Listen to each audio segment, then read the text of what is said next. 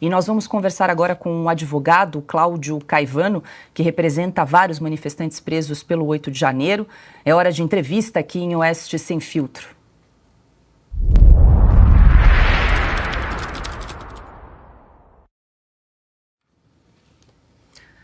Nós conversamos agora com o advogado Caivano. Seja muito bem-vindo. O senhor já esteve aqui em outras oportunidades. Obrigado por aceitar o convite de conversar conosco. Sou eu que agradeço a oportunidade. Boa noite, Paula, Silvio, Augusto, Adalberto Piotto e Ana Paula, e principalmente a audiência, né? Com o coração dilacerado que eu estou aqui. Até demorei um pouco para confirmar, porque isso nos abalou profundamente. Acredito que outros colegas também sentiram em demasia isso. Pois é, doutor Caivano, nós comentávamos a respeito do caso do Clériston, que havia apresentado, inclusive, um relatório médico ainda em fevereiro desse ano, mostrando que ele tinha doença pré-existente, ele era portador de diabetes, hipertensão, enfim, ele tinha pedido celeridade no caso e hoje, fatalmente, infelizmente, veio a falecer. Gostaria de perguntar para o senhor, nós comentamos aqui um pouco, quem que pode ser responsabilizado nesse caso e quais são os possíveis crimes que foram cometidos aí em razão dessa morte que ocorreu sob custódia do Estado? Bom, vamos começar pela nossa Constituição, né? O Augusto foi cirúrgico e ela tem lá no artigo 5º, inciso 47, que não existirá pena de morte e nem o cárcere perpétuo, né? A linhas A e B desse inciso. Portanto, a gente vai responsabilizar essas pessoas que colocaram os manifestantes presos indevidamente. Eu já, como você mesma disse, eu já venho aqui há bastante tempo, então fica fácil dizer com todas as letras, sem nenhum receio, sem nenhum temor. A verdade, ela é um leão, não precisa de defesa, né? Isso daqui trata-se da teoria dos frutos envenenados, cuja árvore é envenenada. O que eu quero dizer com isso? O que nasce de um inquérito aberto de ofício, portanto, completamente ilegal, impensável, não poderia resultar em frutos aproveitáveis. É isso que a gente tem. E eu queria só salientar para vocês que o Augusto, num determinado momento, menciona que talvez pudesse acontecer uma segunda morte, né, para tornar esse caso ainda mais emblemático. Eu tenho que dizer a vocês aqui em primeira mão, na verdade, esta é a segunda morte. Eu vou apresentar para vocês o caso do Antônio Marques da Silva, que era um operador de máquina de terraplenagem lá em Barra do Garças, é um município do Mato Grosso. Ele nascido em 4 de agosto de 1974 e caiu do telhado agora em 29 de outubro último. Ele caiu do telhado em virtude de não poder estar exercendo o seu ofício em virtude da tornozeleira eletrônica e, para sustentar a família, se pôs a fazer algo que ele não estava acostumado. A consequência está aí. Então, se nós nos basearmos, né, dentro do que era, do que foi a nossa legislação, né, o ordenamento jurídico brasileiro, essas mesmas pessoas pagariam também por esse crime. A meu ver, um crime.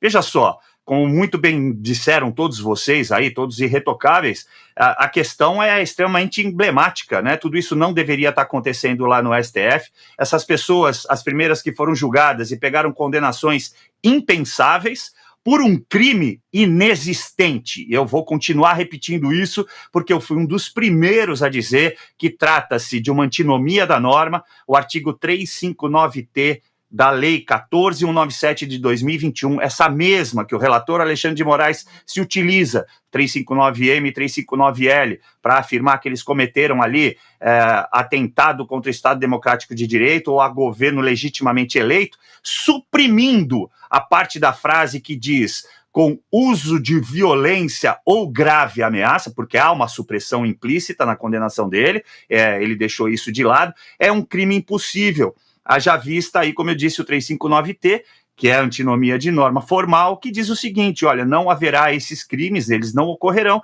se a manifestação for pacífica, de cunho político ou em garantia de direitos sociais ou fundamentais individuais. Tudo que está na Constituição Federal, afinal de contas, está lá no artigo 5º, inciso 4º, e também no artigo 220. A preservação do direito de manifestação. Essas pessoas foram lá se manifestar, portanto, não só Alexandre de Moraes, como relator, a meu ver, pode ser aí indiciado por esse crime, a meu ver, um crime por omissão, por ineficiência do Estado, seja lá como quiserem chamar. Ele pode sim ser incurso nessa pena, assim como os seus colegas. E vou dizer porque o Piotto, acho que mencionou o habeas corpus. Olha, a súmula 606 do próprio STF suprimiu o direito dessas pessoas a terem habeas corpus. Eu pergunto a vocês, onde é que isso ocorre? Só ocorre em ditaduras, onde não há remédio para a autoridade do Estado, né?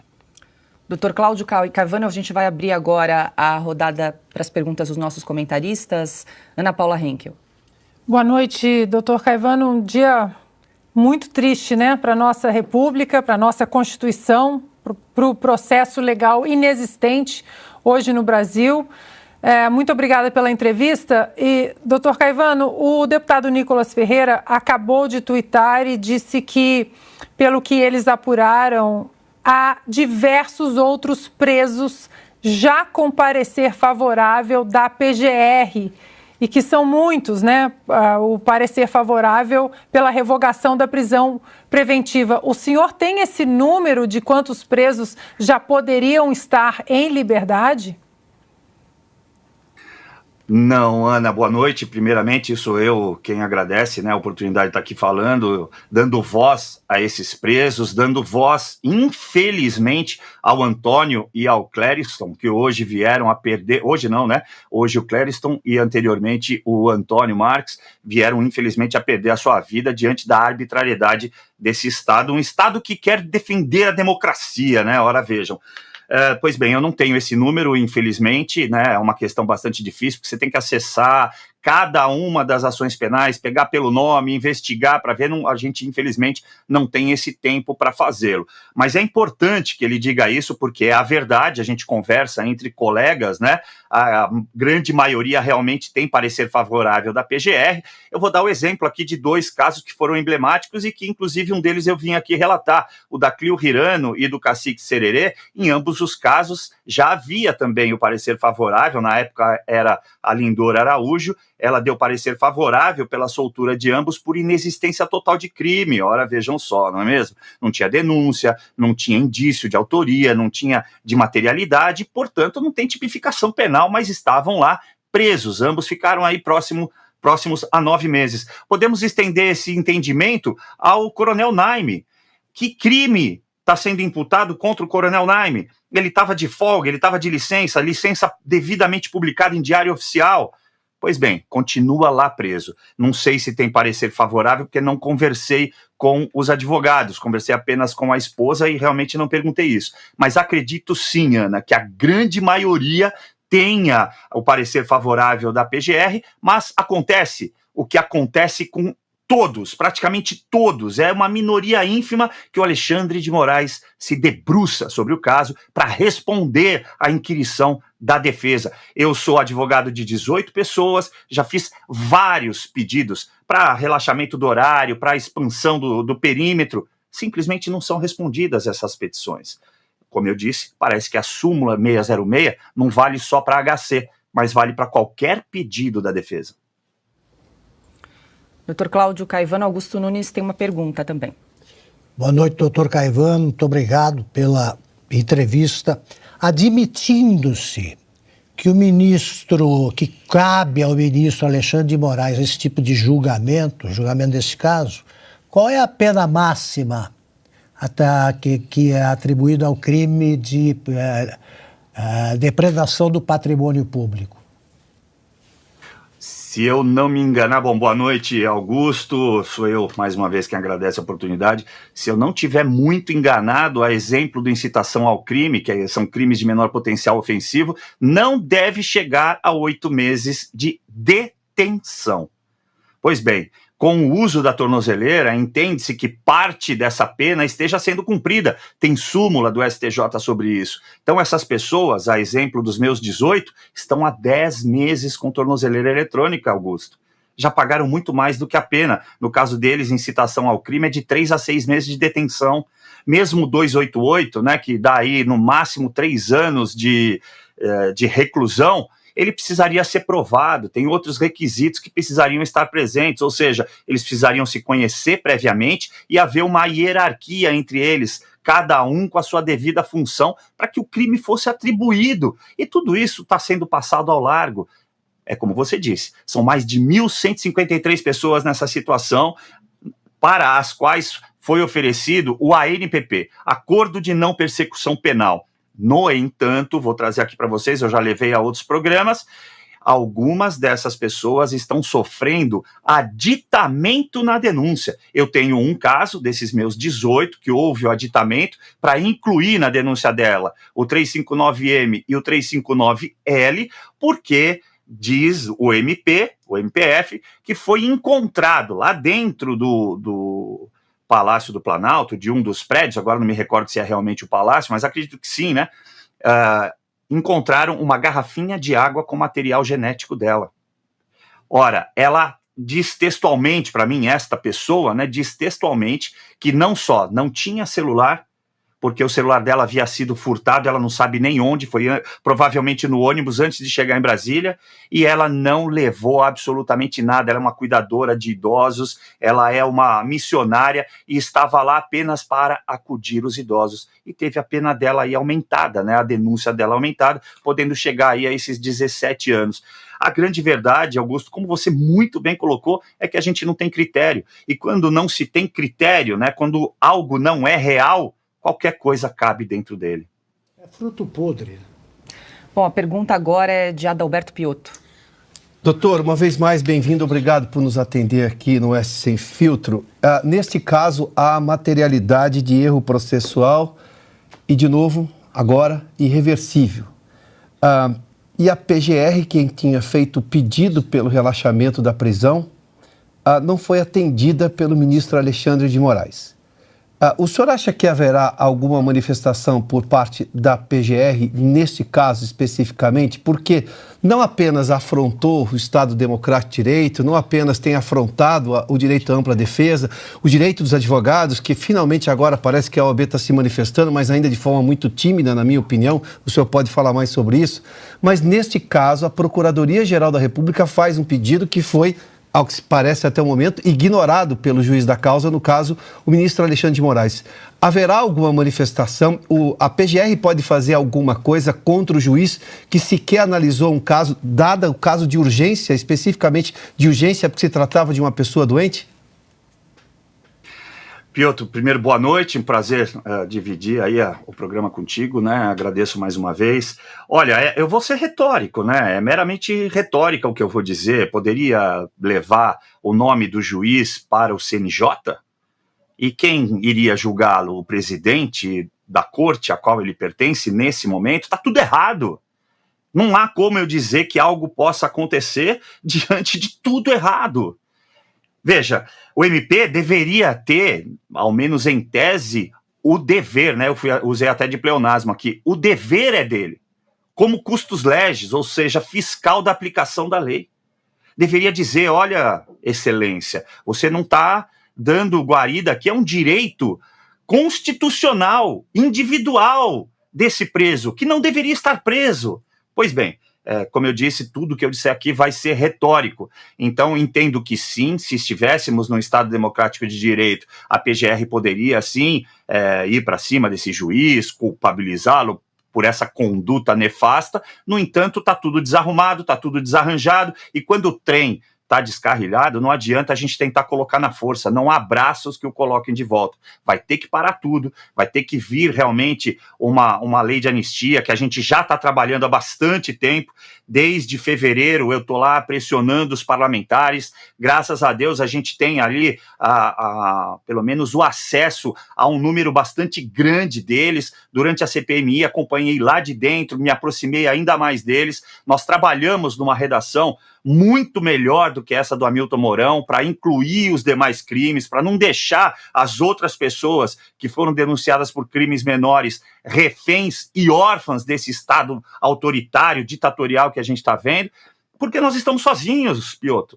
Você mencionou a OAB não existe para nós, ao contrário, ela foi um algoz logo nos primeiros momentos. E aqui eu posso dizer sem medo de novo, a OABDF, através do seu presidente, foi até o Alexandre de Moraes para pedir que nós parássemos de cumprir o nosso dever constitucional, está lá no 133 da Constituição Federal, para a efetivação da justiça, é imprescindível o advogado. Eles foram tentar nos impedir, porque tinha advogados suficientes em Brasília, e nós de outro estado estaríamos lá praticando advocacia predatória. Ora, veja você mais uma vez, nós estamos praticando advocacia predatória. Onde estavam os advogados do Distrito Federal para comparecerem lá e auxiliarem aquelas pessoas? Então elas não tinham direito sequer ao acompanhamento de um advogado? Está tudo errado. A OAB Nacional, a CFOAB, caçou e foi atrás de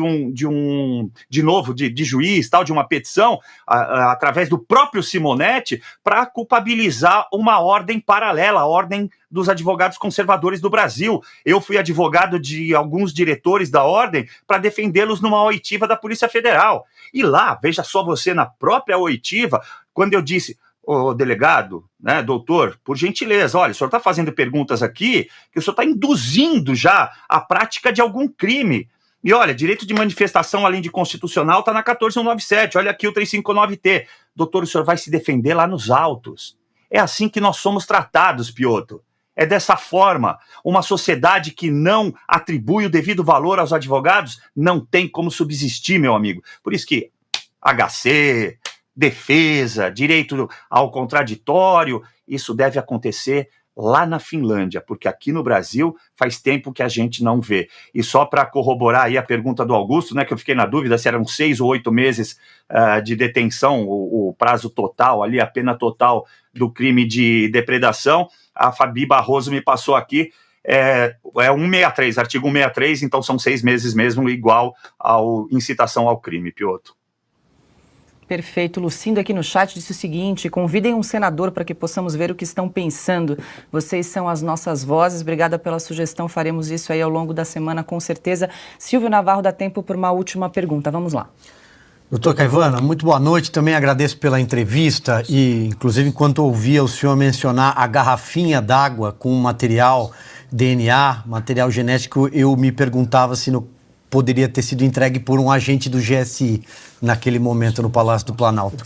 Mas, doutor, a minha pergunta é a seguinte: o ministro Alexandre de Moraes se manifestou agora há pouco pedindo formalmente cópia do prontuário médico do Clériston, que morreu hoje.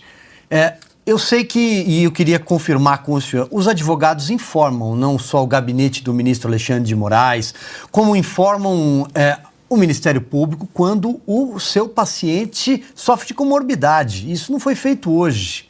Portanto, é possível afirmar que o ministro Alexandre de Moraes não tinha conhecimento do estado grave de saúde dele, que estava preso há 10 meses de forma cautelar? Silvio, boa noite. Quer dizer, deveria ser uma boa noite. Eu agradeço a oportunidade de estar aqui com você. Eu vou ser retórico de novo.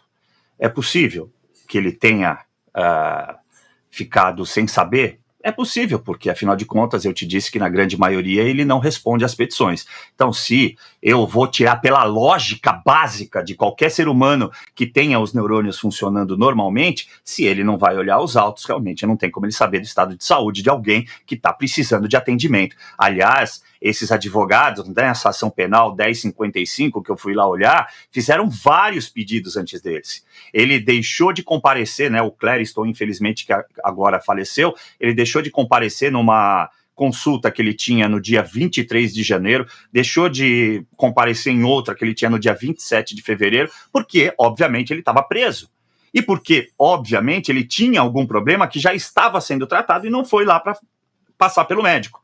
Pois bem, o que ele tinha era uma complicação, ele ficou 33 dias internado em virtude de Covid, né? Eu li no processo, os advogados informaram tudo isso, ele teve outros atendimentos, ele só não passou por coisa pior, porque, felizmente e infelizmente, há um médico preso com eles. E esse médico prestou o auxílio das outras vezes. Hoje, as pessoas gritavam, pelo que a gente soube dos relatos, as pessoas gritaram e muito tempo se passou. É claro que o muito tempo aqui é também retórico, também incomensurável, porque numa emergência, 1 minuto para mim é muito tempo. Ele não foi prontamente atendido. o médico conseguiu fazer ali o atendimento inicial de emergência, mas ele não voltou do PCR já, ou seja, da parada cardiorrespiratória. Então, muito provavelmente, essa atenção que deveria existir para presos nessa condição não foi utilizada, foi negligenciada. Então, pode sim ocorrer do Alexandre de Moraes, de repente, não ter conhecimento, mas desculpe, né? Que me desculpem os demais juristas por negligência, porque ele não olha as petições. Se ele não responde às petições, é porque ele não olha os processos. Pode estar preocupado com outras questões. E aí eu posso, com certeza, né, sem nenhuma dúvida, afirmar que realmente ele poderia não ter sabido, Silvio. Bom, nós conversamos com o advogado Cláudio Caivano. Doutor Caivano, muito obrigada mais uma vez por aceitar o convite de conversar conosco. Bom trabalho para o senhor, uma boa semana. De novo, sou eu quem agradece, Paulo, aí deixar aqui só consignado que sim, a gente está lutando pela anistia e que ela vai se chamar Clériston Antônio ou Antônio Clériston, porque isso não pode ficar esquecido. Essa história não pode morrer. Ela tem que continuar sendo tocada, contada, e eu quero parabenizar vocês aqui da Oeste que continuam a fazer esse serviço por nós. Um grande abraço a todos, uma ótima noite.